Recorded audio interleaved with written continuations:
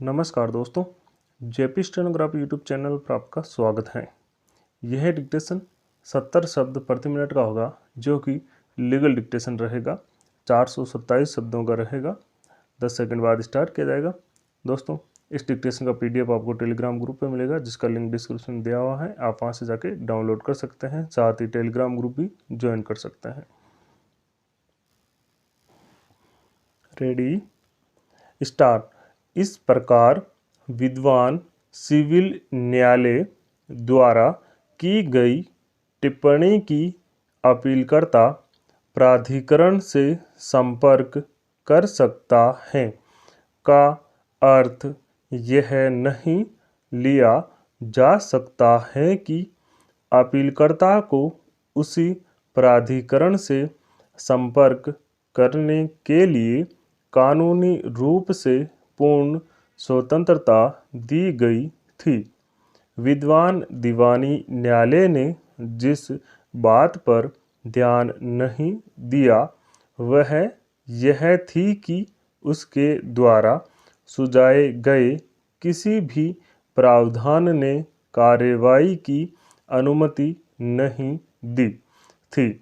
दूसरे चश्मे से जांच करने पर भले ही हम अपीलकर्ता के पक्ष में विद्वान सिविल कोर्ट के दृष्टिकोण को पढ़ते हो सकता है कि उनके पास पुलिस महानिदेशक हरियाणा से संपर्क करने का कुछ औचित्य था, क्योंकि वे एक बेहतर प्राधिकारी थे, लेकिन उसी प्राधिकारी से फिर से संपर्क नहीं किया जा सकता था।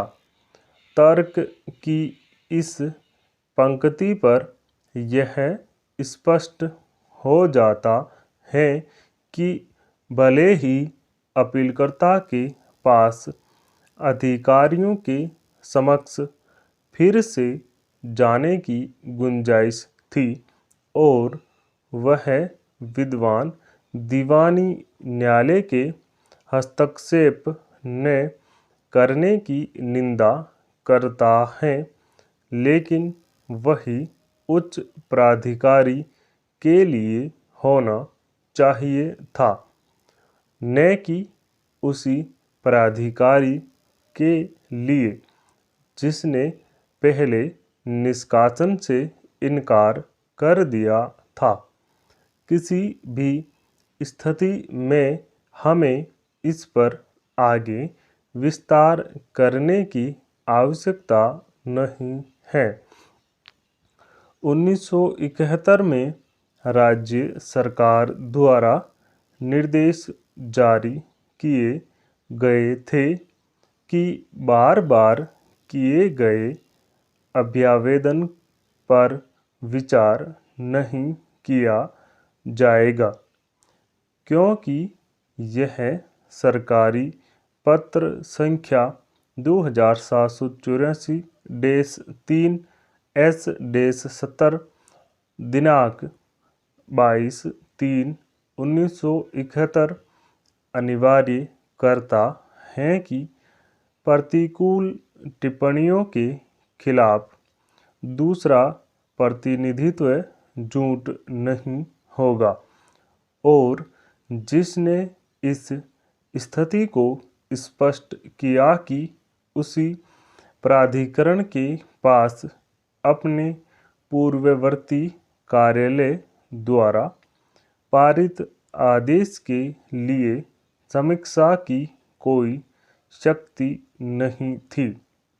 इस प्रकार पुलिस महानिदेशक ने अपीलकर्ता को उचित कारण दिखाया और उसके बाद कार्रवाई की घटनाओं की श्रृंखला को ध्यान में रखते हुए परिणामी कार्रवाई हमारे विचार में न्यायालय की अंतरात्मा को मनमाना या चौंकाने वाली नहीं कहा जा सकता है। ताकि हस्तक्षेप की आवश्यकता हो। पुलिस की तरह वर्दीधारी सेवा में कार्यरत व्यक्ति के लिए उसकी सत्यनिष्ठा और आचरण से संबंधित प्रतिकूल प्रविष्टि का निर्णय उच्च प्राधिकारियों द्वारा किया जाना है, जो ऐसी प्रविष्टि को दर्ज और अनुमोदित करता है। पंजाब सिविल सेवा नियम 1934 के तहत वैधानिक प्रावधानों के अनुसार इस तरह की टिप्पणियों वाले कर्मियों को अनिवार्य रूप से सेवानिवृत्त किया जाना। तत्काल तथ्यों में ऐसी कार्रवाई नहीं है जिस पर यह न्यायालय हस्तक्षेप करना चाहेगा। इसलिए हम विवादित आदेश में हस्तक्षेप करने के लिए इच्छुक नहीं हैं। हालांकि जैसा कि ऊपर चर्चा की गई है, पूरी तरह से अलग कारणों से विद्वान खंडपीठ द्वारा विचार किया गया था और प्रबल था। स्टॉप।